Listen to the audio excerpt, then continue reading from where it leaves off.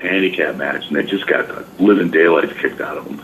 But yeah, anyway, I'm doing a lot of surfing. I'm on Facebook, and I'm driving a truck, man. I deliver organic food to hippies, basically. I deliver to Whole Foods and a couple other places like that. So if my truck ever breaks down, I'm not going to starve to death, but I'm delivering like wheat germ and psyllium husks and organic this and organic that. So it's not like, I'm delivering delicious fudge and beer and pizza and stuff. But, anyway, hey, guys, I'll definitely do part 2. Thanks for having me on. Love your show. Hey, thanks a lot, Pete. We love and respect you, sir. We will continue to advocate for your style of professional wrestling because I think it's starting to become somewhat of a lost art. The storytelling, everything's so fast, so quick these days. I think the world is always going to be better with guys like Pete Madden in it. So thank you very much for being here. We look forward to talking to you again. Thanks a lot, man. Appreciate it, brother. Respect. Thank you, sir. Nightmare Jones, what'd you think about Pete Madden, man? Oh, great stuff, dude. I mean, I'd love to be able to talk to him more. Sometimes you get the guys that come on and you ask them one question and they can just talk for hours, and that's amazing. Like, it was so much fun. I can't wait to talk to him again. No doubt. It reminds me of I know more about this. I'm sorry, go ahead. This exploding ball ring. I've always been interested in one of them type of matches. So it should be interesting. Oh, it should be interesting indeed. Yeah, Pete Madden was great. And a lot of the guys that we look up to now, the Jeremy Wyatts, the Michael Striders, the Mike and Matt Seidels, I mean, these guys, when you talk to them, hey, who were your inspirations? They'll talk about Warrior. They'll talk about some of the guys that we're big fans of on the big scene. But they'll also always reference a guy like Pete Madden. So I definitely, when I say we want him back, we definitely want him back. So we'll be sure to reach back out to him a little bit down the road and see if we can have him back on for part 2. Because I have a feeling we barely scratched the surface with legendary, the human wrecking ball, Pete Madden, mentor to many, entertained so many folks all over the damn place. I can't wait to do it all over again. Well, Nightmare Jones, we got about 2 minutes, man. We're getting into the world's greatest fantasy wrestling group. We got the Kronos, the Titan Time. We have the Marvelous Missy and a couple other people that are going to call in. So why don't we hit a little bit of music, man, for about a minute and a half or so, and then we'll get right into the FWWC segment right here on the Wrestle Talk Podcast with Joe and Rene.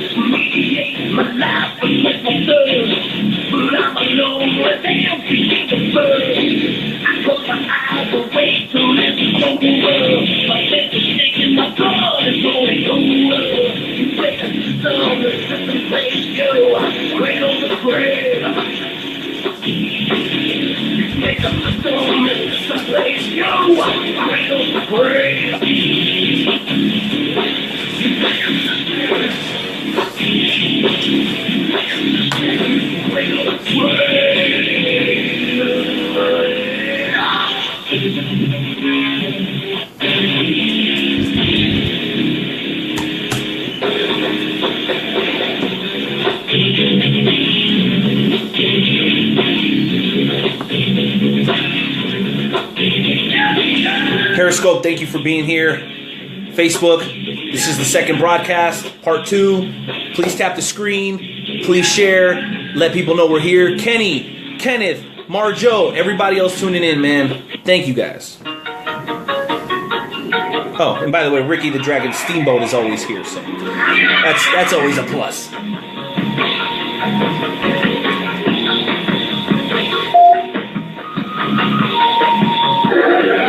Hey, wrestling fans, guys, Ricky the Dragon Steamboat talking at you, and you're listening to the Wrestle Talk Podcast. Absolutely, absolutely. We are back. What a great first hour. Now it's time to get into the second hour. And that means one thing and one thing only. It is now time for the fantasy wrestling segment. Sure, are you ready for this, Rene? Bro, you know how ready I am, man. Like we always do, man, here on the Wrestle Talk Podcast. We keep it official, like a referee with a golden whistle. And it is time for the greatest fantasy wrestling group on the planet, the FWWC. We want all the members of the FWWC to get on the line and give us a call. We want to hear what is on your mind. We got exactly 12 minutes to run through as many people as we can with a couple of special guests, and you can do that. Join us by dialing 657-383-1521. Somebody type that out for me, please. 657-383-1521. And remember, if you're going to come on, like I said, you got to keep it official like a referee with a golden whistle. So, Nightmare Jones, I know we got a lot to get through. Let's start with our very first caller right now. DJ Pinky, what's going on? What is up, my dude? What up, DJ? What's going on, man? DJ Pinky. Now, DJ Pinky, you've been going on the group, talking about how you've lost 4 times. That's okay, because I myself did not have a winning streak when I started the group, so you just keep doing what you got to do, and it'll happen.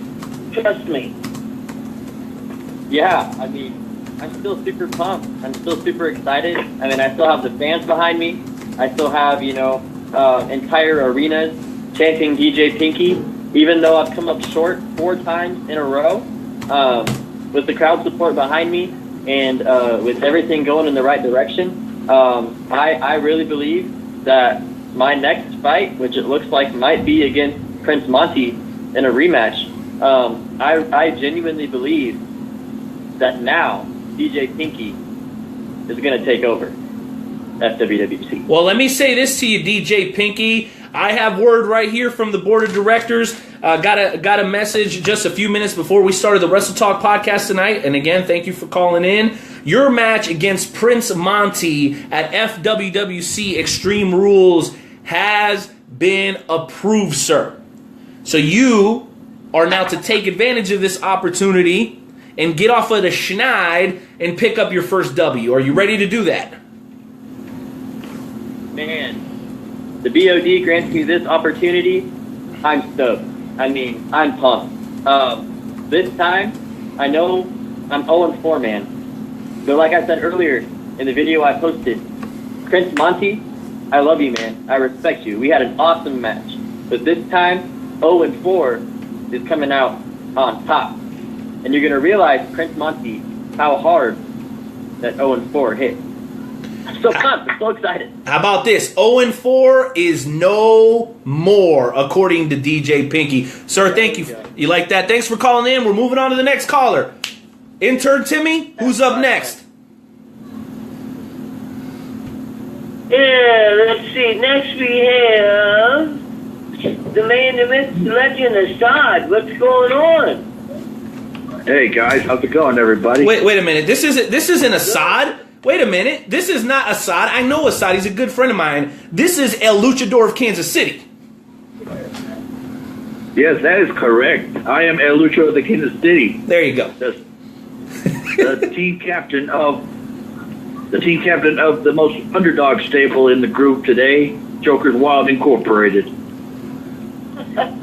Well, and I'm going to ask the question because we all know Nightmare Jones has a La Familia bias, and he's not going to be able to ask this question properly. So, Nightmare, if it's okay with you, I'll go ahead and take this question. Luchador, recently you've been under scrutiny, particularly by Arden Murphy.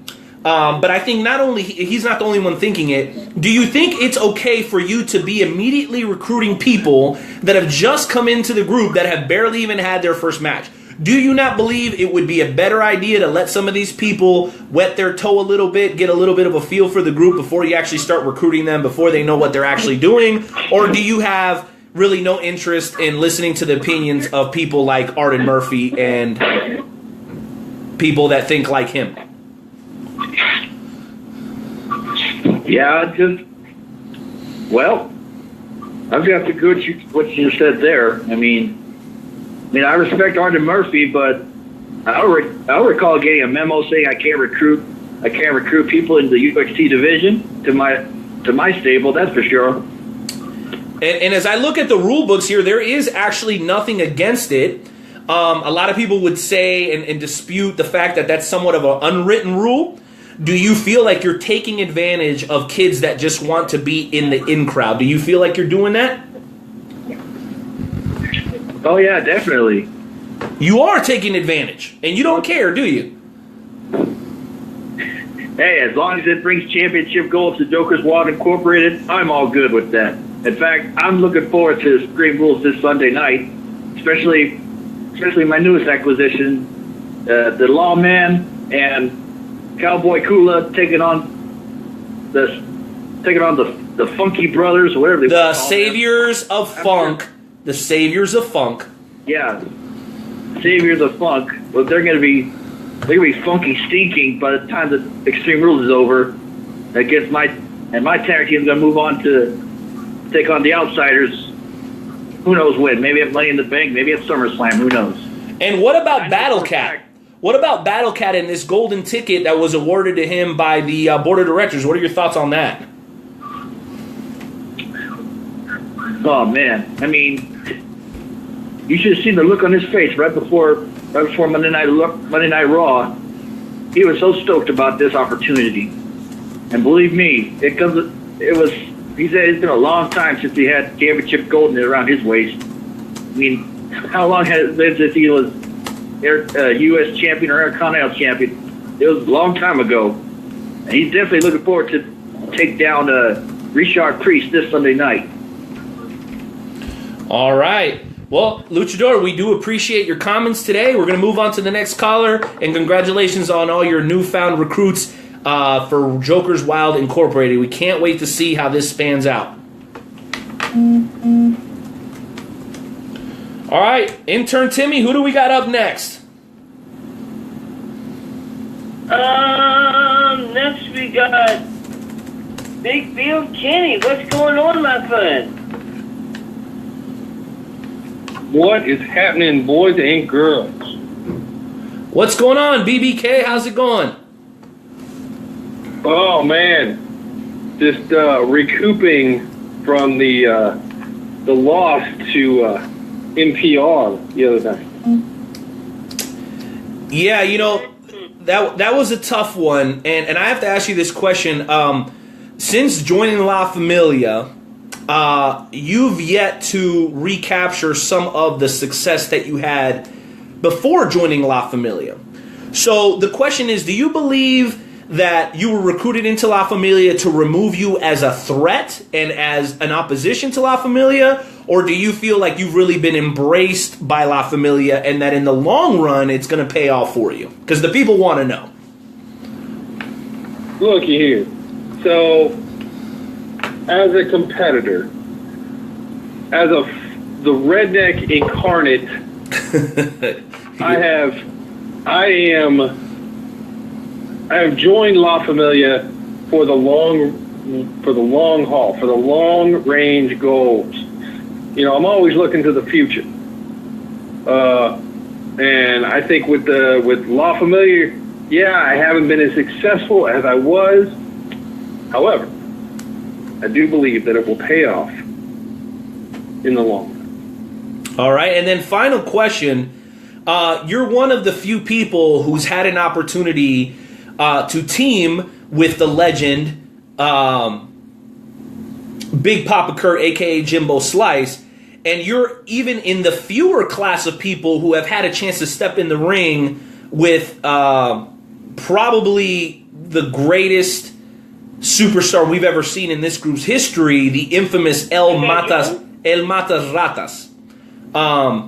The question is, what can you tell us about the experience of teaming up with a legend like Jimbo Slice and then also going in the ring against El Mataratas and his partner, the gentleman, our current Intercontinental Champion, Richard Priest. So teaming up with Jimbo, Big Papa Kirk, he's a man that you can learn a lot from. He's right in your face. He's got a lot of experience about him. He's got a lot of gold under his belt. So he's got. So you can just take from that and learn and make yourself that much better. Facing El Matarata is an experience because you never know where he's going to come, which side of the ring he's going to come from. He's got you on your toes the whole time. Again, it's another learning experience. If you get a chance to go against El Mata, you definitely got to watch your P's and Q's because you got to make sure that you're on your toes or else he's just going to show up and just whoop the hell out of you. All right, well, as far as the gentleman... go ahead, sorry. As far as the gentleman goes, it really doesn't matter. It really doesn't matter. He's just riding on El Mata's coattail.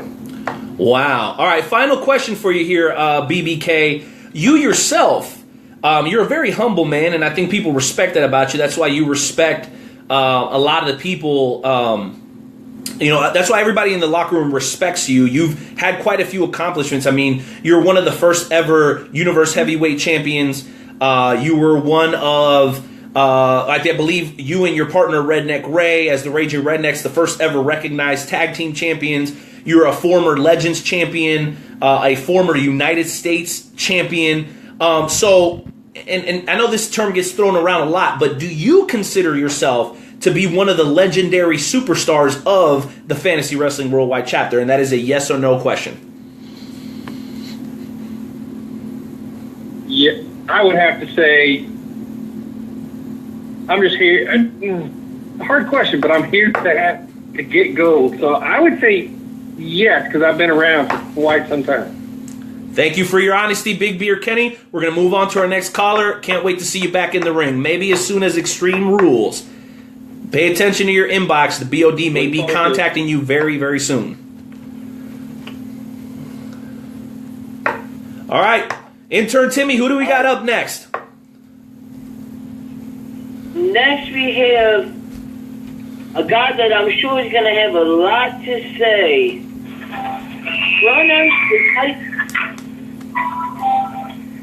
Good evening, ladies and gentlemen of FWWP. You have the privilege of having your three-crown champion here on Wrestle Talk with Joe and Rene.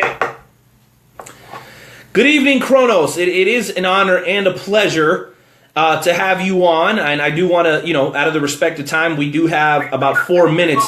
We do have about 4 minutes here. Anybody listen? And by the way, if you're listening on speakerphone, please turn that off because we can hear the reverb. It sounds awful. But anyway, it is an honor and a pleasure to have you on, sir. You've had a great deal of success lately. You are at the top of the mountain. You were ranked number 1 overall in the power rankings. How are you feeling? I mean, it's just like I'm supposed to feel. Great. Being the beast with or without an A, the best that ever was, ever will be, and there ever is going to ever show up. I said I would do it. No one believed in me. My whole faction left me, and then here I am, standing at the top of the mountain. But I'm not by myself, as everyone seems to say, oh, he's by himself, he's by himself. I brought someone along with me, the marvelous one. She's standing right here next to me. May not be on the same pillar I am, but she's standing right next to me. See, I came here to be the best, and that's exactly what I said I was going to do. Wow. Sounds like you're giving her only some of the credit that she deserves. And again, if you guys are listening in on speakerphone, please turn that off. The reverb is horrible.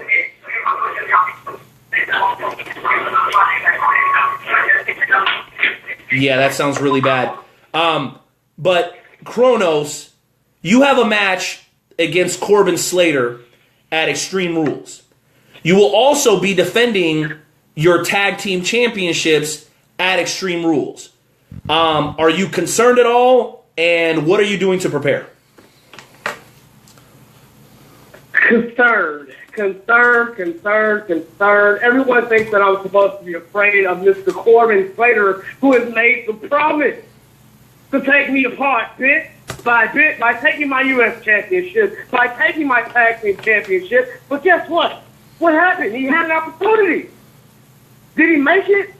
Did he make it past round? I think not. It was because I decided to take myself out to the ring. They decided to put themselves in front of me, and I go ahead and give him a nice little clocking upside his head with the United States Championship. And then, of course, El Mata Rasta gets a nice little clocking with the tag titles. And guess what I did with that? Snapped my finger and let it levitate above the air. I am not afraid to be double booked, triple booked. I was that way for Universe Mania 3, and here I am for now the nice Extreme Rules. Double booked, not concerned. Proud to be, because I am the only one that can handle it the way I do. Okay, well, I'm surprised your ego can fit in this conversation. So let us direct the question to the marvelous Missy. Missy, there's been a recent influx of women here in the FWWC. You are the current women's champion. We've got to know, what are your thoughts, and do you believe that any of the women that you've seen up to this point are a threat to you and possibly have the opportunity to take that women's championship from you? Do you all have her on the line? Well, you said she was standing right there next to you, did you not? She's standing next to me, but you all got to call her on the line because she wants to make her voice known directly. And I think she's been calling in. I think she's feeling ignored, and I think that is what her significant other came on to say.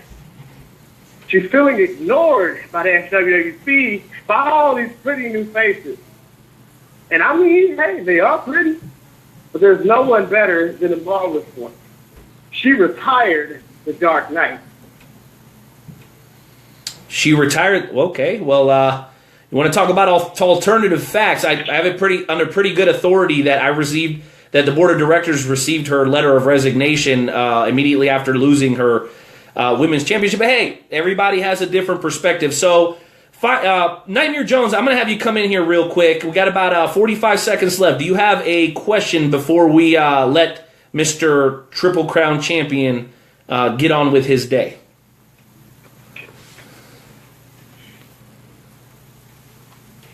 Nightmare Jones going once. Nightmare Jones What going... about Nightmare Jones? Well, yeah. Do you have a question for the Triple Crown Champion? Do I have a question for the Triple Crown Champion? Brandis, what's going to happen when Nightmare Jones comes after that Warriors Heart Championship? I mean, we can ask that same question to you. What's going to happen when I come after that Universal Heavyweight Championship? Now, Brandis, you and I have had a storied past in this group. You faced each other multiple times. You know, you faced me, you beat me twice, 1-on-1. They say that the third time is the charm. So, you know, I'm coming to take away that Warriors Heart Championship belt. I'm just letting you know. I'm just letting you know it's a long line. And you saying you coming to take something away from me like I'm supposed to be afraid of nightmares? I've already proven my fear against nightmares is nowhere near. You know, Richard Priest thought exactly the same thing, that there was no way that I was going to take away his Legends Championship. And what happened? All right, men, to your corners. He said he's the greatest one. I'm greater than you, but he's not. See, I didn't feel the same way as him. He was trying to become what I am, a 3-crown champion. But what he didn't have was the fortitude to stick with exactly what he was going to do. I am. I'm going to go ahead and say this. Whomever I face for the Warriors Heart title and Money in the Bank, they better bring a new caliber of person, because I'm not going to be the same way once we leave that match. All right. Well, I hate to jump in here, Kronos, it's always great to talk to you. A lot of people would say that since becoming the Triple Crown champ for the FWWC, you've really let things get out of hand. You've let your ego get the best of you, but you've been able to retain your championships. So it's hard to argue that your tactics are not savvy and successful. This upcoming week, you will face, again, Corbin Slater for the U.S. Championship, and then you'll face MPR for the Tag Team Championships. We look forward to seeing you back in in-ring action. It's been a little while. We do wish you the very best, and we hope that the Titans of Time continue to make an impact here in the FWWC as they always have. We appreciate your time. We're going to let you go. I would say thank you, and then have a good night. Good night indeed. We do appreciate it. And we'll take a moment to thank everybody for tuning in to the FWW segment that we've done here for our last 2 years on the show. We cover the FWWC, the world's greatest fantasy wrestling group. You can find out more about the FWWC by visiting WrestleTalkPodcast.com. There's a tab over to the far right, FWWC. Click on that, and gives you all the information. It gives people who otherwise can't live out their dreams of being in the ring an ability to do that by being able to cut promos, fight for championships, and we have members from all across the world. It's been an amazing experience, and it's a lot of fun because some of these rivalries get pretty heated, Nightmare Jones. I mean, I know you've been a part of quite a few yourself, and Kronos right now is putting a big fat target on his back, and I think whoever he ends up facing at Money in the Bank is going to have a tall task to try to take that Warriors Heart Championship from him. And so, with that being said, my friends, it is time. We have reached the moment that everybody's been looking forward to. Our featured guest of the evening, a man that knows a thing or two about being around champions. That's right. We've been kind of teasing it. We've kind of been putting out some feelers, seeing how you guys would feel, who you guys wanted us to talk to. Last week, we had the distinct pleasure of talking to some of our friends over at WWN. And today, we're going to take it up even another notch. We're going to talk to a man that is the play-by-play voice for Ring of Honor Wrestling. That's right, Ring of Honor, the promotion that a lot of people would argue is the hottest thing going right now, with the hottest wrestlers going right now. They are traveling all throughout the United States. Here in a couple of days, they're going to be in Chicago. They're going to be in Collinsville. They're going to be doing some stuff down in Atlanta, Georgia. I mean, there's really no end to where Ring of Honor is going over the next couple of months. And every time they put on a show, they are selling out. To tell us a little bit more about that, we welcome into the Wrestle Talk podcast for the very first time, play-by-play man, Ian Riccaboni. Well, thank you so much for having me. You know, it's amazing to see where Ring of Honor was when I came on board in 2014 and where we're going, because in 2014 I would have thought that we couldn't get any hotter and couldn't get any higher. You know, we just run our first pay-per-view, Best in the World in 2014, and now we're coming up on the 4th ever Best in the World pay-per-view on June 23rd, and it's crazy. It's bigger, it's better, and like you said, one of the hottest tickets in town, which is pretty awesome as well. There's nothing like going to see Ring of Honor live. That sellout environment, though, makes it even crazier with the action that's going on in the ring. Well, there's no doubt about it, Ian. And you know, as we were preparing to have you on, you know, we're always interested to know how it is that people end up where they are. And just in kind of doing our research and working with our buddy Luke Roberts behind the scenes, you know, you sound like an ordinary guy. You know, from what I understand, you were just, you know, a regular kid up in the Northeast. You know, just love wrestling. I have a note here that even says that you would emulate Tony Schiavone and Gorilla Monsoon when you were playing with action figures, which reminds me a lot of myself, actually, except I used to do it in Spanish, oddly enough. And now you get to work for quite possibly the hottest promotion in the world, man. So tell us a little bit about how this all came to be. Yeah, just a lot of hard work, a lot of opportunities, and you know, a lot of people putting faith in me and putting their money on me. And the story kind of starts, like you said, I was born and raised in Allentown, Pennsylvania. And for those that don't know, Allentown was at one point quite a wrestling hotbed. The All-Star Wrestling tapings for WWF were taped there from 77 to 83. and even a little bit into 84. So a lot of those early Piper's Pits, a lot of the moments with guys like Snuka, Morocco, Bob Backlund teaming with Hulk Hogan against the Samoans. That was all Allentown, Pennsylvania. So I think there's something in the water there because, The Rock is from nearby Bethlehem, and Billy Kidman and the Nasty Boys, they're from Allentown too.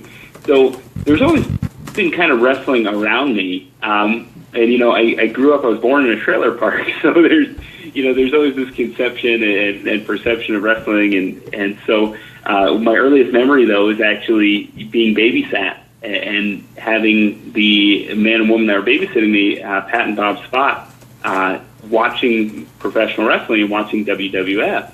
So I'd go back home and I would ask my parents to turn on wrestling. And, just the love of wrestling, some of my earliest memories are WrestleMania 6, WrestleMania 7, going to the video store, getting each individual tape as they kind of came out and renting them. And it was a lot of fun. And I remember reading in one of the magazines that my mom had me, reading pretty young that, Bobby Heenan described himself as a broadcast journalist. And it stuck in my craw, and it was just something that I needed to know what that meant. And then when I found out what it meant, I knew that I needed to do it. So, when I was in high school, we had to do senior projects and for the state of Pennsylvania.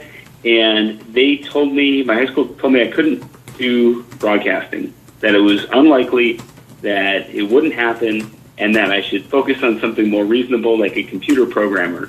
And, so I kind of gritted my teeth and did that. But then I went to college. I went to NYU, and the whole story kind of changed. And I had supportive teachers in high school, but in college, at NYU, you kind of look at the alumni and you look at who had been there and what they'd done, and the conversation goes from, are you crazy? You can't do that, to why not?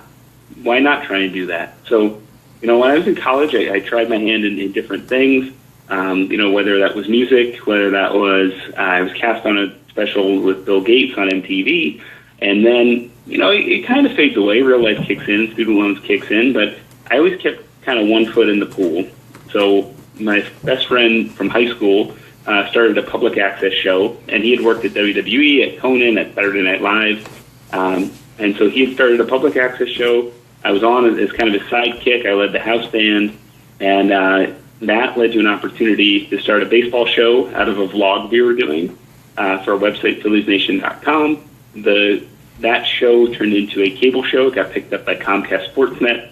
That led to me interviewing the Blue Meanie, going to the Monster Factory, and that led me to meeting Kevin Kelly. Actually, it was 3 years to the day. So May 31st, 2014, that's when I met Kevin Kelly for the very first time. And, that's when I kind of realized that, hey, if I work really, really hard at this, my foot's kind of in the crack of the door here. And if I stay prepared, if I stay ready, if I listen to everything Kevin has to say, if I listen to everything the producers have to say, and really, really work on it, somewhere down the line there might be an opportunity.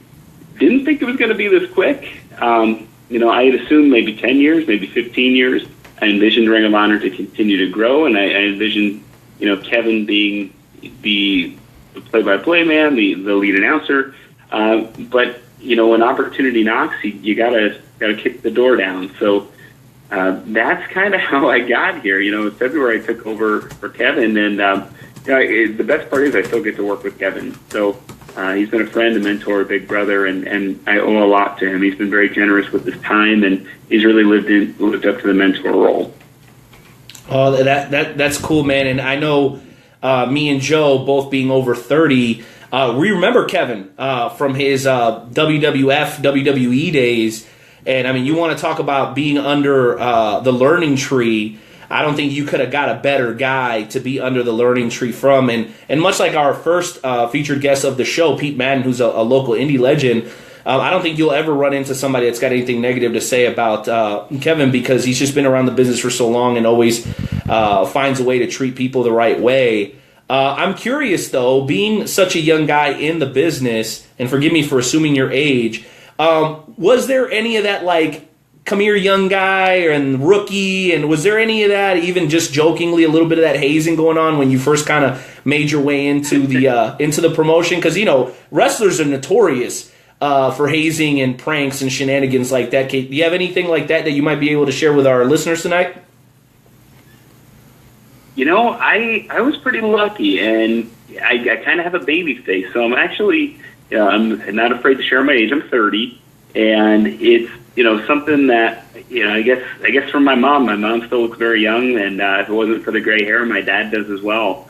So I think I hopefully got good genes, but it was, you know, it was something that, you know, one of the most important things that I did was I didn't walk into the Monster Factory, and I didn't wave my degree around. I didn't wave my demo tape around. I didn't wave my reel around.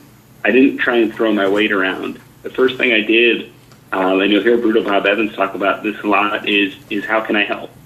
And Danny Cage at the Monster Factory, he has a way of feeling people out, and it's interesting. So it's not hazing, but, you know, he'll see how you react in different environments and in different situations before he gives you the ball to run with it.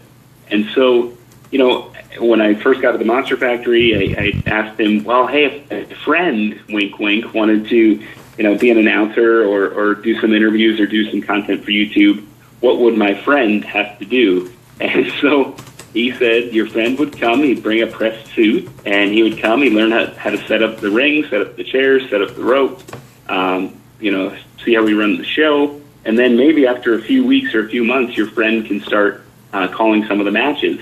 So there was no hazing, but it was sort of a, you know, let's see, you know, how much this guy really wants it. And, you know, I did that just about until the last show I called with the Monster Factory. You know, I was there to help set up. I was there to break down. You know, I was there to be a part of it. You know, the Monster Factory, we were only as good as our worst person. You know, so I wanted to make sure that as the newest person for many, many months there, that I was carrying my fair share. Now, fast forward to Ring of Honor, same kind of thing. You know, I was brought in under the guise and premise of, hey, we're thinking about doing this thing called Future of Honor. We may start up Women of Honor.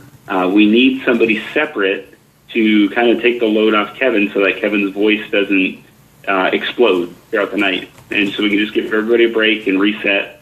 And we're looking for somebody a little bit newer, a little bit different. So, you know, why don't you come in and give it a shot? So those were the things that, you know, that was the conditions I was brought in under. However, you know, you can ask Cheeseburger or Will Ferrara.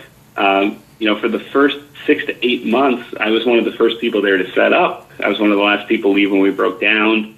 And that was not asked of me. You know, that was something that, you know, I was just trying to prove my spot and to prove my worth and to really, you know, kind of get into things. So even though I wasn't a wrestler, even though, you know, I was told I could go, I could leave, that I didn't need to come until call time. These were things important to me to kind of show my solidarity with the folks that, you know, may have paid many years of dues, because I realized kind of what an unusual circumstance it was, you know, to start to call Ring of Honor matches only about a year in.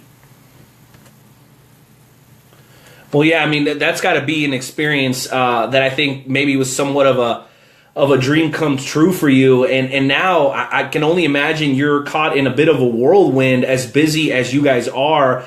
As we were setting up for the interview, Luke was telling me, he's like, yeah, he was in meetings and doing this and that. And I can only imagine how far out you guys are planning some of the stuff that you guys have going on. I mean, just looking, you know, to this weekend, you guys are going to be doing Windy City Excellence on June 3rd. Doors open at 4:30. Pre-shows at 4:45. I'm sorry, my mistake. Doors open at 4:30, and you guys are going to be doing autograph signings with some of the best and well-known superstars in Ring of Honor, like the Young Bucks, Bully Ray, Dalton Castle, Jay Lethal. Do you ever catch yourself just being like awestruck and going, wow, I cannot believe I get to share a locker room with guys that if I otherwise wasn't in the wrestling business, I'd probably be like huge fans of these guys? Yeah, I wouldn't say awestruck, but I definitely had that feeling where, I caught myself because obviously I was a huge fan before I got involved with Ring of Honor. So, whether it was, go back to Manhattan Mayhem when we had Matt and Jeff Hardy in, and they made their surprise returns to Ring of Honor, that was a legitimate surprise on my part, and that was one where I kind of had to catch my breath because these are two guys I was really excited to call their match in that Supercard of Honor, and I was prepared for it, but I literally did not know they were in the building. So, things like that. But then even, Christopher Daniels, our world champion, I've watched him. I bought the first Ring of Honor DVD at Borders, with Borders Bookstore, when they were around in late 2002, and several more DVDs there. So he's a guy that I've watched from as soon as he was on the national stage. I remember him in WCW for the cup of coffee you there. Ever since he was on the national stage, and talk about a brilliant guy. That's a guy that has an amazing mind for professional wrestling. And I wouldn't say it's awestruck sometimes. I would say that I'm a very talkative person, and sometimes I think only recently I'm starting to break out of my shell a little bit because, this will be my third year, in the Ring of Honor locker room. So I'm finally feeling a little bit more comfortable to joke around and even to ask questions. Like, it took me a while, even though Kevin Kelly was an open book, it took me a while to ask things like, hey, can you tell me what Eddie Mansfield was like, down in Orlando when you started out, or what was it like shooting the Brian Pillman gun angle, and things like that, and so I'm finally starting to kind of break out of my shell a little bit, and it's I think it's always just a little bit of insecurity, but because the guys have treated me with nothing but respect since I started coming around, and it's kind of been an incredible journey. And, it's really cool because there's a couple guys that I sort of broke in with, so to speak, right? So Dalton Castle is one. Luis Martinez is another, Punishment Martinez from the Monster Factory. Recent guest. He's fantastic, by the way. Recent guest. Punishment was great. Fantastic guy. And we even talked in Spanish. We talked in Spanish during our segment, which was very cool. Yeah, he's amazing. Amazing guy. Great journey. LSG, Shaheem Ali. There's a lot of the guys that you see on television came in right about the same time that I did. Beer City Bruiser, Wolf Ferrara. And it's just so fun to meet those guys. I've always helped out at the ROH tryout camps. I'm going to be, one of the coaches, one of the trainers coming up at the next one in July.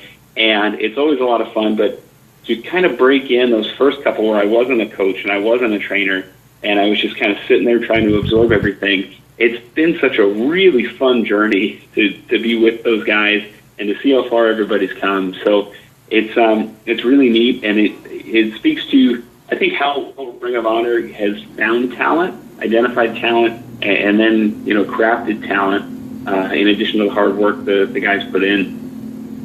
Yeah, no doubt about it, and that's why you guys have so many fans all over the world.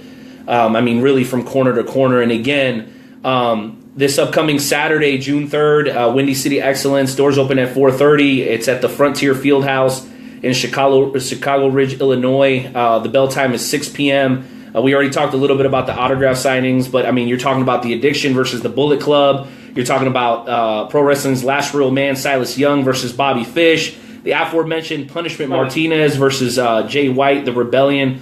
Anytime Ring of Honor puts on a show, Ian, and you're talking about the who's who of professional wrestling, it's just incredible. And to think that your prices are comparable with some of the other promotions just speaks volumes to me, because there's a reason that you guys have sold out, X amount of consecutive shows. It's because you guys don't pull any punches. You're not saving your best guys or your best matches for some huge pay-per-view. Really, every time you guys open the door, something memorable is going to happen, and just to be able to say that you're a part of a promotion like that has got to kind of fill you up with a little bit of pride. It's hard to argue if there's another promotion that's as hot as Ring of Honor is right now.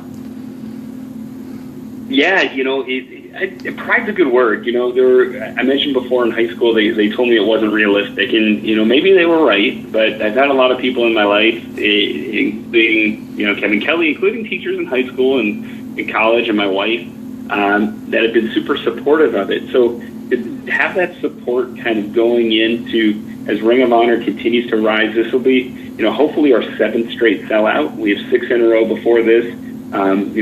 Milwaukee, Wisconsin, Hopkins, Toronto, Dearborn, New York, and Philadelphia. We're hoping to add Chicago Ridge and Collinsville to that sellout list because, like you said, it is a who's who, and Ring of Honor has really become a destination, whether that's for young talent or for veteran talent. It's attracting all kinds of the best stars. So if you look kind of top to bottom, Bully Ray was just announced he's going to face Matt Taven. There's a match, Matt Taven. He's suddenly the secret's out about Matt Taven, I think. He's gone all around the world. He's held every championship with the ROH World Championship, IWGP Tag Team Champion, big star now in CMLL, and he's going against Bully Ray, who's obviously a legendary figure in professional wrestling, whether it's singles or tags. And that's probably not going to be the main event. We have guys like Jay Lethal, the World Champion Christopher Daniels, Frank Kazarian. They're going to take on 2 members of Bullet Club. The Young Bucks could be them, but they will be in action if it's not. So it's crazy to think that then you look down and you see guys like Jay White, and you see Punishment Martinez, and you see LSG and Shaheem Ali, guys that are really trying to prove their worth and to prove their mettle. A guy like Shane Taylor, who we talk about upcoming stars, we talk about veterans. Shane Taylor's kind of firmly in the middle. He's been busting his hump for, over a decade now, trying to land on the national scene, and he's coming in like a bulldozer now. So there's guys like that, and then we have the Briscoes. Really there's something for everybody, but it is hard-hitting, it's fast-paced, it's in your face, and Chicago's always been very, very good to us, and very, very good to my commentary partner, Colt Cabana, too. So, I'm hoping for sellout number 7. I'm hoping to kind of draft off of Colt's goodwill a little bit with the Chicago Ridge crowd, and he'll give you a rub, man. Don't worry. He'll give you a rub. Don't worry. And no doubt. And you just mentioned it, Ian. You talked about the show in Collinsville, Gateway to Gold. I mean, you talk about the next 4 to 5 weeks for you guys. I mean, it's almost making my head spin. I mean, you talk about Gateway to Gold, which is the next day on June 4th in Collinsville at the Gateway Center. Got a bunch of tremendous 6-man tag team matches. You're talking about the Briscoes, Bully Ray. Colt Cabana's going to be there, obviously, for an autograph signing along with some of those other guys. And then just a couple of days after that, Best in the World 2017, which is one of your guys' I think, flagship shows of the year on the 23rd over in Massachusetts at the Lowell Memorial Auditorium. I mean, you guys are definitely on fire, and I know my co-host here, Nightmare Jones, is really, really excited to jump on and ask a couple of questions. So if it's okay with you, I'll go ahead and throw to him because I know he's been chomping at the bit. Yeah, I got all night. Let's hear him. Go ahead, Joe. Absolutely. The Windy City Excellence Show, you've got Pro Wrestling's last real man, Silas Young, going up against Bobby Fish. Now, if you've been watching Ring of Honor Wrestling, like I watched on Saturday night, Bobby Fish and Silas Young, they've been going back and back, and last week's episode, you thought you were going to see Silas Young against Bobby Fish, but no, it was the Bill City Bruiser going up against Bobby Fish, and it was just an amazing, amazing thing. What's it like to see a program like that with Silas Young and Bobby Fish? Oh, I am really partial here because, this is going to sound strange, but both of those guys are great dads.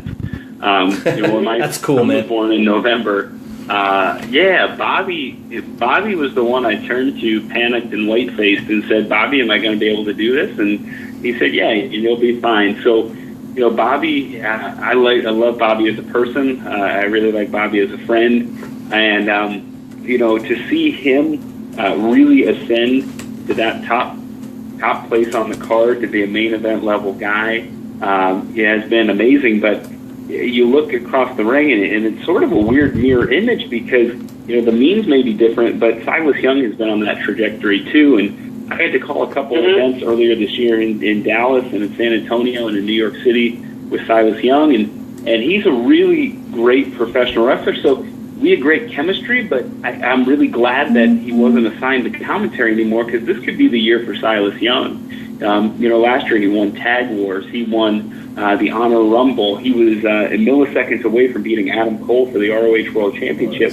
And so he's been on a roll in 2017 just as much. So I'm really torn here because I think Silas is a great wrestler.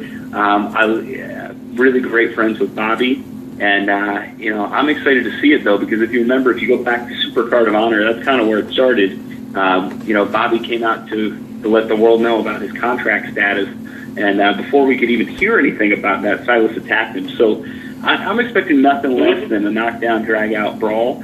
And we saw the beginnings of it a few weeks ago, Silas Young, Bobby Fish on television. This past week, we saw Your City Bruiser and Jay Lethal, and it ended up with Bobby Fish and Silas in the ring. So I can't wait, and it should be a great match. Oh, yeah, absolutely. The other thing I wanted to talk about before I dump it back to my co-host, Rene, was there was something that happened that everybody is talking about. Adam Cole getting kicked out of the Bullet Club and being replaced with the villain Marty Scurll, which I cannot pronounce his last name. I apologize. That has been everywhere. What do you thought about that? Bullet Club, anytime a group or, if you look over history, if you look through history and you look at nations that have tried to expand, they always seem to run into trouble when they try and have their reach expand too quickly or too far. I think it's only natural that Bullet Club has seen some fractures and some cracks and some fissures because of their reach and because of what they're trying to do and how they're going about doing it. And in growing and in going for that dominance, you have to keep a pretty tight circle. And the tighter you keep it, the more pressure there is applied. So it isn't surprising to me seeing what was done to AJ Styles, what was done to Finn Balor over the years, and how those folks were kind of excommunicated from Bullet Club. And now, I'm interested to see what will happen with Marty Scurll, who's been incredibly successful here in the United States, which goes along with his incredible success in the UK, and now his big-time success in Japan at Best of Super Junior. So they replaced the only 3-time ROH World Champion with a guy that has the potential to reach that. Now, it goes back to the age-old sport debate, though. Do you trade potential for reality? Do you trade the number 1 draft pick, the blue chip, with A-plus potential for a guy who's been there, who's been to the top of the mountain? We're going to see how that shakes out for Bullet Club for sure. One thing I could say, though, is that if Bullet Club had to choose anybody in the world to replace Adam Cole in terms of skill, in terms of ability, in terms of presence, and just out and out being a star like Adam Cole is, I think Marty Scurll is the guy to go with.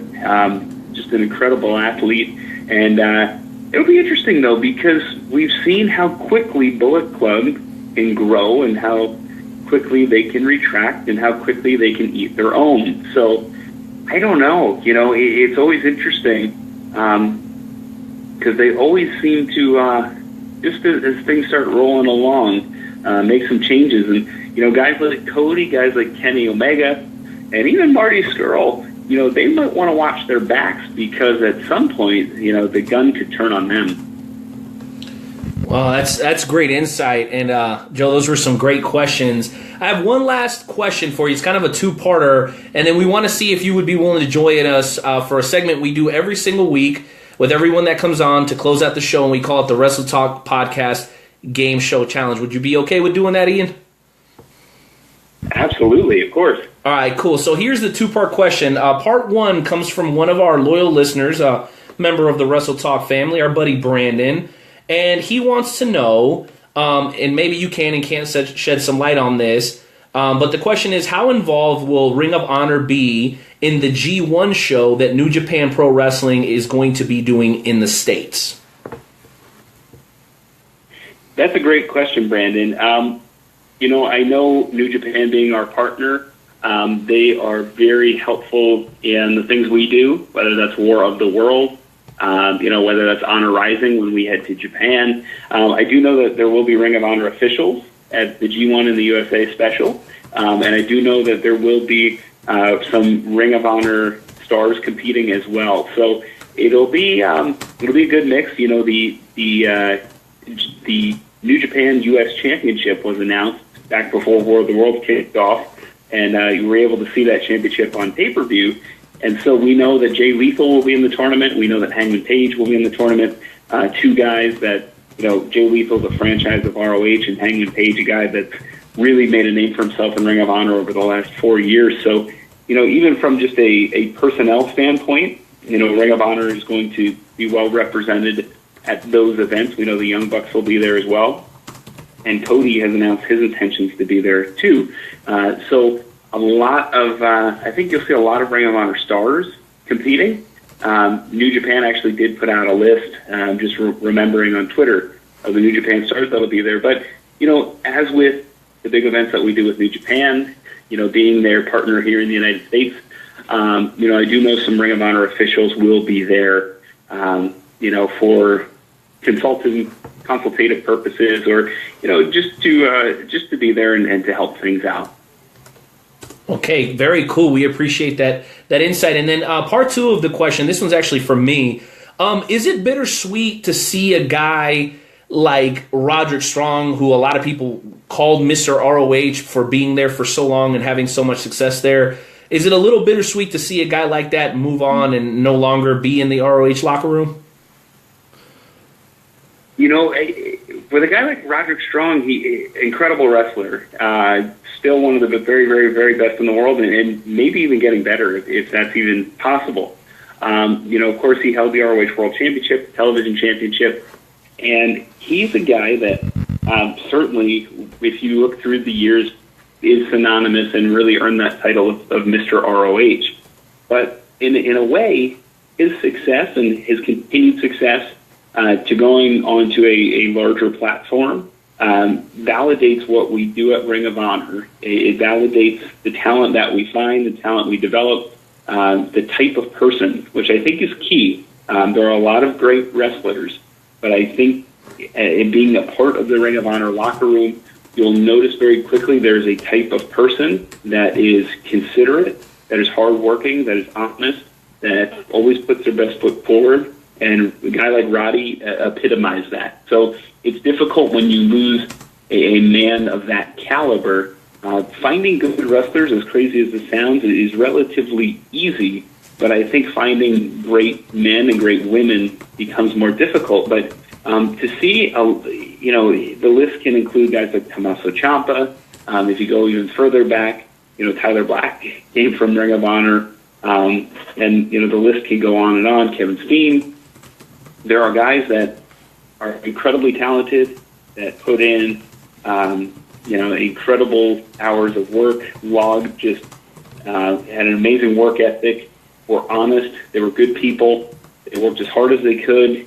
You got an opportunity to go on to a bigger platform, and they knocked it out of the park just like they did when they were in Ring of Honor. So it's tough when you realize you're losing great men. But you feel really happy for them because oftentimes the bigger platform comes with a little bit more exposure, and that can be good for them and their families. So obviously super happy for them. And the great news is independent wrestling is as big as it's been in quite some time. So there are a number of talented wrestlers and great people that are knocking on the door right now at Ring of Honor, and just waiting to get one of those spots that's opened up so that they can take advantage of it and become the next great Ring of Honor star.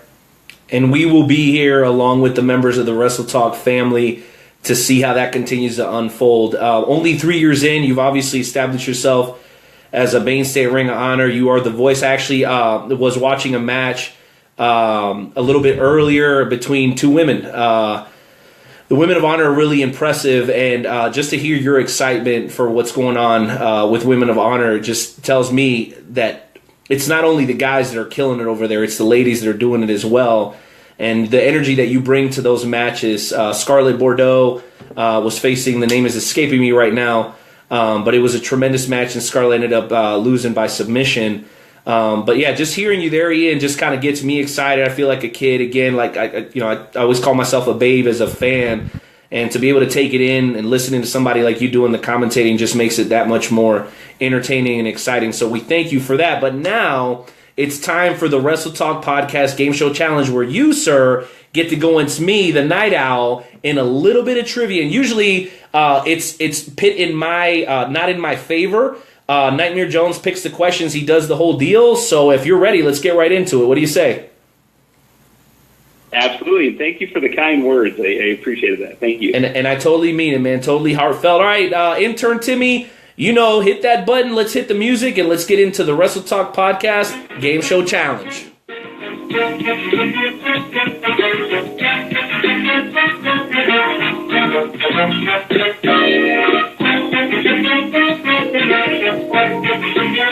All right, ladies and gentlemen, it is now time for the Wrestle Talk Game Show Challenge.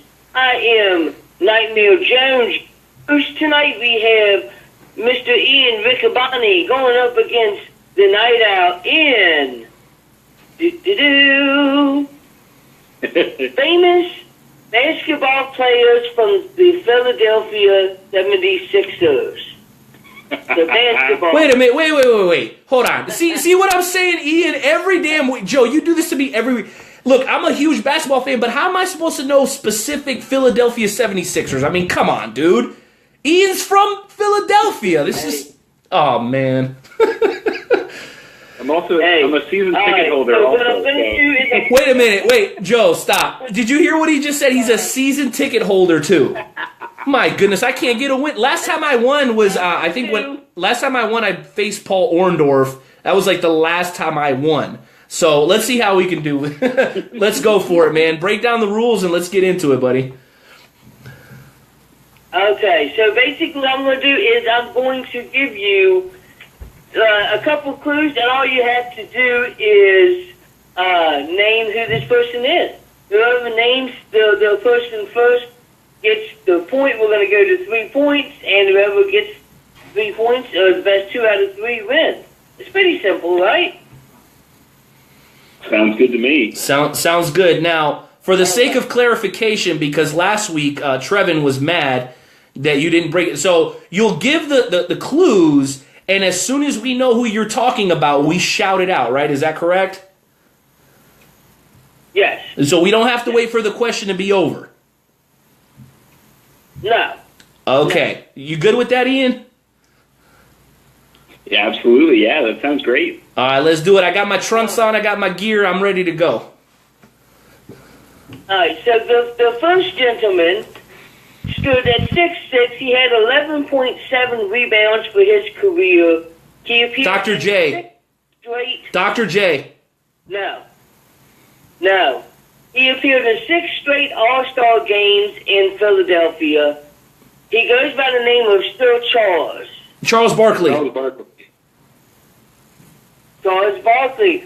Ian got it first. Ah. So Ian got the point. Sir Charles. All right, that was a good one. Rene, all right. Rene has 0. We know, Joe. We know. Next question. This next person, he won the MVP awards for. He played for the Houston Rockets in 1979 and 1982. Moses, who'd you say? Moses, he said Moses it. Malone. Damn it! Had it right on the tip of my tongue. Oh my goodness. You got 2 more. One more question. All right. Well, let me try to save some face here. I'm going to try to save some face. All right. One more. This is going to be good. This person hit his apex in 2001 He averaged 31 Allen points. Allen Iverson. That's right. Oh my goodness. I get my ass whooped tonight, man. You know what? I will say this. I did not know you had season tickets. That's so messed up, dude.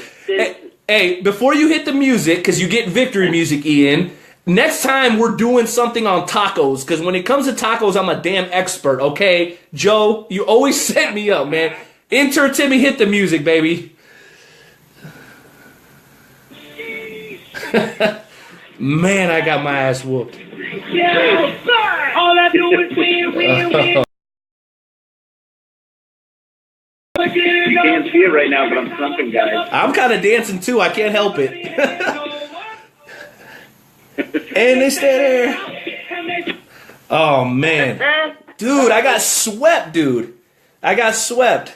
Got smoked. I did get smoked. And you know what? I'll be honest with you, Ian. I'm a huge basketball fan, but it's hard to compete with a guy who has season tickets. You know what? I think you guys are going to have a great season next season, despite having probably one of your worst seasons in history last year. It's Joel Embiid and some of the guys that they've been drafting recently are huge talents. And man, you must be a loyal fan, because to sit through that last year must have been rough. Yeah, they ended up, it was 2 years ago that they only had 11 wins, and that was the tough one. 10 wins. So that was the tough one. I think last year they ended up with 27, so a 270% increase. Not bad.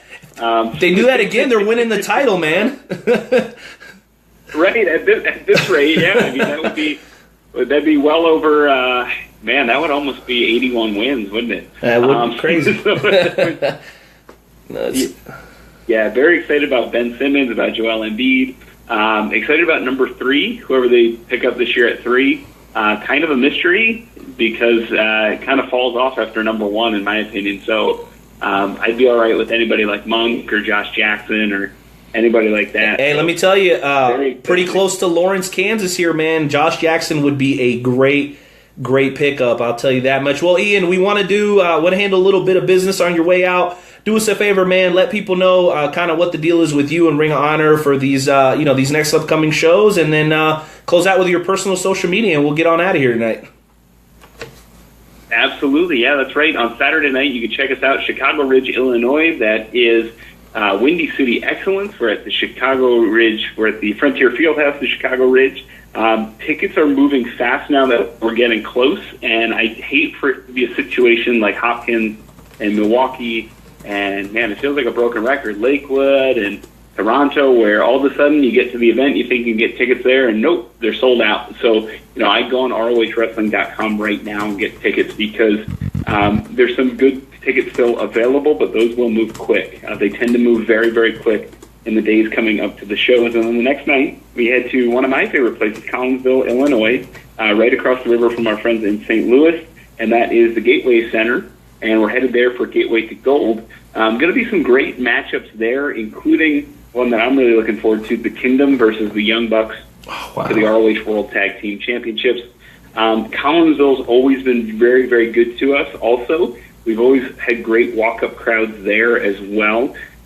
So there may look like there are tickets now, but I implore everyone to get them because Collinsville is a town where we sell out at the gate. We sell out at the door. So if you're thinking about going, take the guesswork out of it. We do fantastic walk-up in Collinsville. With the rate these tickets are selling out, I hate for anybody to go and get locked out. So, get your best seats now, and then join the fun in Collinsville. In Collinsville, we always have a great time. I remember last year it was on the road to Best in the World. Same thing this year. Best in the World coming up live on pay-per-view Friday, June 23rd. Next night, international television taping in Lowell. And then, for all the match listings, for autograph signings, for all that, go to ROHWrestling.com. The best place to find me is on social media, pretty much at Ian Riccaboni, IANRICCABONI on everything, Instagram, Facebook, Twitter, all that fun stuff. So luckily no one else has ever had that name. So I kind of got first dibs, which is kind of neat. But yeah, and I try and keep track up there. Occasionally on the weekends, I'll go down to the studio down in Baltimore. We'll film some Ring of Honor updates. We'll put those up. I put them on Facebook, on Twitter, all that fun stuff. So check those out. And let us know what you think of Ring of Honor and what you're seeing. At Ring of Honor and hashtag Watch ROH. You got it, Ian. And I guess the only other thing, I know Joe's going to make a quick closing statement. Again, we thank you. We are tremendous fans of not only ROH, but the work that you, Brian, and the rest of the broadcast team does.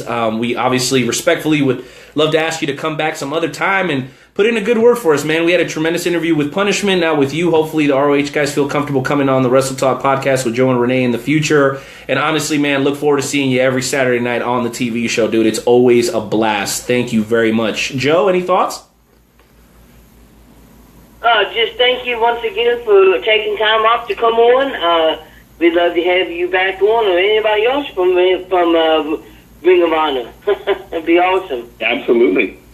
Yeah, thank you for having me. I had a blast, and look forward to talking to y'all soon. And I want revenge, Ian. You swept me this time, and you know what? I'm coming back. I'm coming back with a vengeance. Special shout out to our co-producer Luke Roberts for busting his butt to make this interview happen, sir. You deserve all the recognition and more. We love you to death. All right, Ian, you have a great night. We're closing it out, buddy. All right, thanks, you too. All right, grace and peace, brother. See ya. Yep. See? Woo! I have no words. I have no words. Wow. Might be our most polished show to date. We went 15 minutes over. We apologize to those who still are listening in. For anybody who listens to the replay, we know it was worth it, for sure. Everybody have a great night. Nightmare Jones, close us on out of here, man. And you better not play Vanilla Ice, bro, because I'm going to choke you, bro. Let's get on out of here for tonight, man.